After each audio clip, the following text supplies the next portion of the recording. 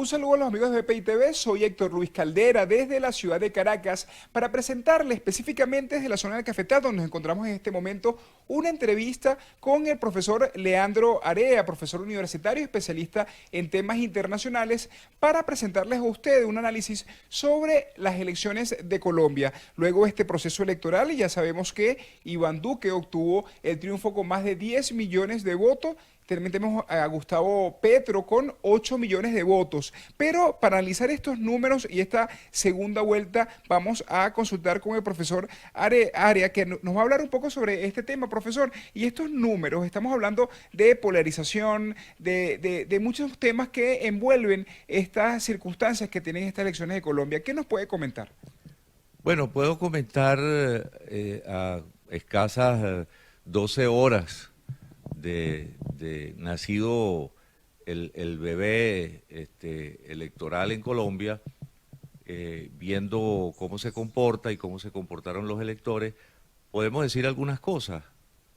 Eh, lo primero es que quienes participaron fueron dos candidatos de oposición a Juan Manuel Santos.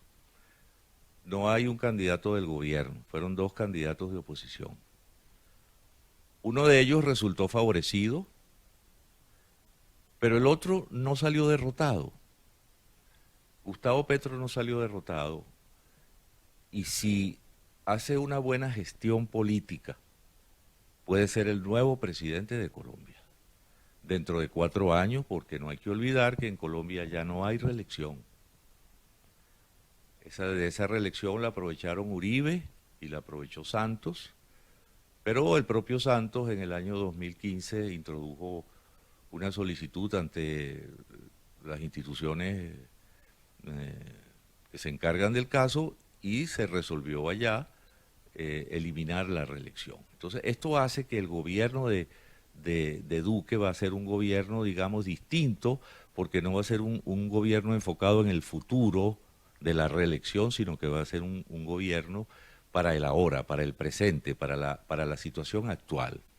Eso es un nuevo escenario, una nueva geografía que hay que ver desde aquí y desde allá de lo que va a ser la política colombiana. Yo creo que va a ser una política por parte de Iván Duque, una política muy de gerente, que es lo que él es. Él es un joven de 41 años, sin pasado político, que no sea el de que su padre fue gobernador en Antioquia y de que él fue, pues, digamos, una de las manos derechas del presidente Uribe, que no fue que le puso el dedo para que él fuera el candidato, porque hay que recordar que unas elecciones internas en las que hubo varios contendientes y el que salió beneficiado con el voto de todo el uribismo, para llamarlo de alguna manera, fue Iván Duque, que es un gerente, lo repito, que es un personaje nuevo dentro de la política, que yo creo que va a querer dejar una huella importante como gerente, como hombre eficiente, deslastrado de la vieja política caudillista, a la que pertenece, por supuesto, Uribe, y a la que pertenece también su hijo, su hijo primero, que era Juan Manuel Santos. Algunos me han dicho, y yo he pensado, bueno, no será Duque el nuevo hijo de Uribe, que va a romper también con el padre. O sea, son preguntas que uno se plantea, que se le presentan en un ambiente que ha sido denominado por algunos.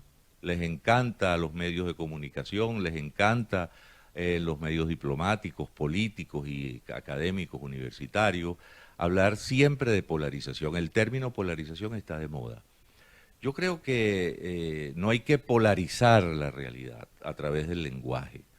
Lo que para mí se expresó de manera muy clara en Colombia es que la política se está politizando, se están multiplicando los actores políticos, hay más posibilidades, hay más apertura, hay mayor porosidad del sistema político en comparación, por ejemplo, con Venezuela, en donde la situación es al revés, la situación se está vaciando, la realidad política de Venezuela está vacía, no hay política, no hay dirigencia, no hay debate, no hay congreso, lo que hay es imposición, no por la vía electoral fraudulenta, Además, hay que destacar que el sistema electoral en Colombia funcionó a las mil maravillas, que las encuestas en esta oportunidad no se equivocaron, daban desde marzo hasta esta parte una diferencia de una distancia siempre a favor de Duque de un 15%.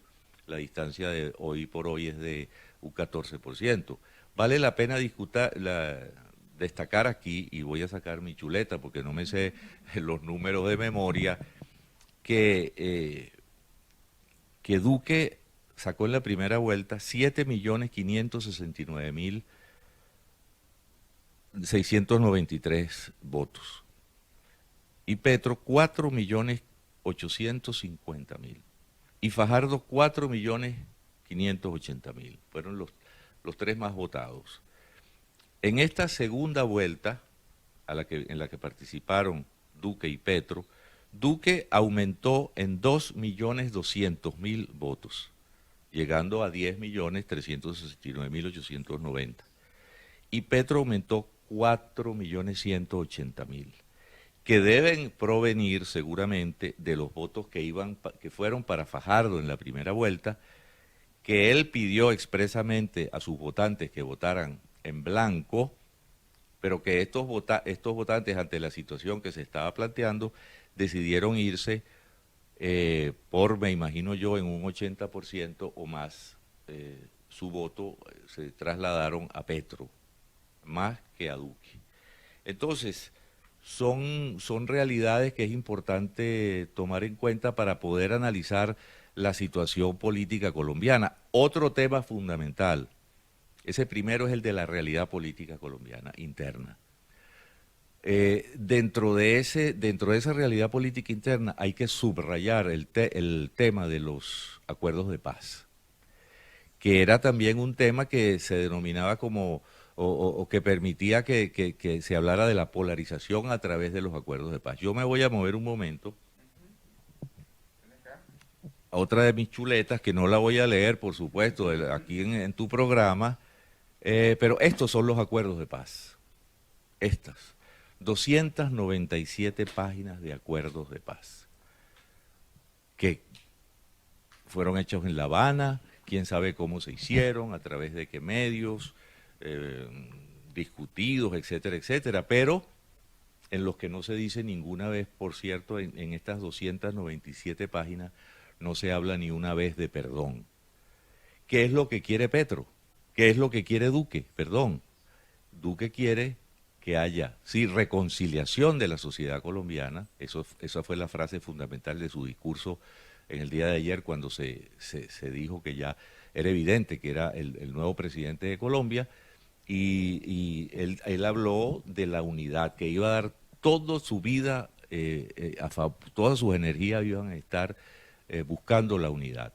Pero una unidad que pasa por los acuerdos de paz, pero que fuera una paz con justicia, porque esa es la discusión que hay en la sociedad en la sociedad colombiana, que por cierto no hay que olvidar que le dijo que no a estos acuerdos de paz en el plebiscito de hace unos años, que fue la primera elección que tuvimos en este último periodo, que es el plebiscito para refrendar o no estos acuerdos de paz, que la sociedad colombiana dijo que no. Luego vino la segunda elección, que fue la elección para la Asamblea Nacional, y esta tercera y cuarta, que son las presidenciales, que se divide, como ustedes bien saben, en primera y segunda, ¿no? Otros datos importantes es que vamos a tener un congreso, va a funcionar la democracia, la democracia está funcionando, que haya un presidente, un ganador legítimo, pero con una oposición también fuerte, que diga, que discuta, que hable. Y para eso Petro va a ser el director, el jefe de la bancada de la oposición en el Congreso de la República. Todos estos elementos son sumamente importantes para poder ver más allá de los números, que los números enseñan pero también esconden, y los números son de un día, pero mañana la realidad y la política anda por otros caminos, de que la realidad política colombiana tenemos que quitarnos los lentes de la polarización y ver a la que estamos acostumbrados porque somos ciudadanos venezolanos y tenemos 20 años de polarización. Entonces nuestra psicología social, política, nuestra vida personal está invadida por eso, está invadida por esa realidad. Yo creo que en Colombia se pueden abrir caminos interesantes para la democracia y Petro puede llegar a ser el presidente de la República Democrática de Colombia y no imponer el socialismo del siglo XXI como que era uno de los temores, o que sigue siendo uno de los temores. Porque además Petro se va a encontrar con una sociedad colombiana y con unas instituciones colombianas que no son las mismas con las que se encontró el presidente Chávez cuando llegó a Venezuela, con una Venezuela con las instituciones en el suelo, con un sentido de la política muy desgarrado, en donde la corrupción, etcétera, eran las banderas de lucha que tomó Chávez en sus manos, sino que es una sociedad donde hay unas instituciones, donde hay unas fuerzas armadas críticas, neutras, pero institucionales, donde hay un Congreso, donde hay un Poder Judicial, donde hay una serie de actores que creo que le harían difícil y que le harán difícil a una perspectiva, digamos, del socialismo al siglo XXI, que haría mucho más difícil su instalación en la sociedad colombiana que lo que fue en la sociedad venezolana.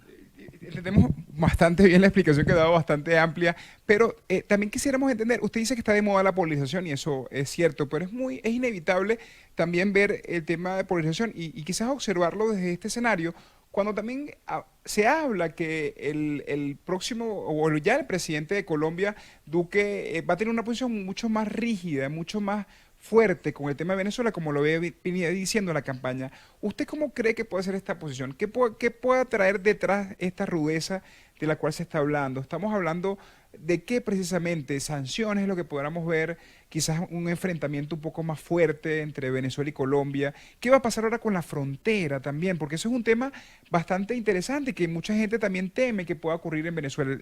La crisis que está viendo la frontera con relación a narcotráfico, bueno, la parte migratoria.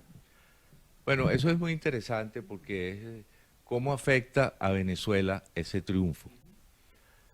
Yo creo que el presidente Duque, quien tuvo durante la campaña una actitud y un lenguaje polarizado, porque era necesario a los fines de que la gente votara, era un recurso, él ya de una vez dijo que iba a llevar a la Corte Internacional de Justicia al presidente Maduro, que iba a defender los derechos humanos de los venezolanos, que Venezuela estaba atravesando un periodo de dictadura, que iba a ser sumamente fuerte con el gobierno venezolano, así como también dijo que lo iba a hacer sumamente fuerte con con los acuerdos de paz. Yo creo que ahora que es presidente, porque una cosa es ser candidato y una cosa es ser presidente, uno se transforma rápidamente. La política es el arte de las transiciones en algunos aspectos. Y yo creo que así como ya está hablando de que él no va a cambiar todos los acuerdos de paz, sino que él que hay que discutirlos porque no puede haber una paz sin justicia. Igualmente en el caso venezolano, que no es el único problema que va a tener el presidente Duque en su agenda, pues va a tener una serie, empezando por Colombia, que es un problema, en donde hay pobreza creciente, donde hay el narcotráfico, en donde sigue el tema de la guerra, sigue pendiente el acuerdo de paz con el ELN, etcétera. Hay una lista gigantesca de problemas que tiene Colombia. Es el país donde donde el Estado se ocupa menos de los jubilados. La media en América Latina es que el Estado se ocupe del 60% de la gente que se jubiló.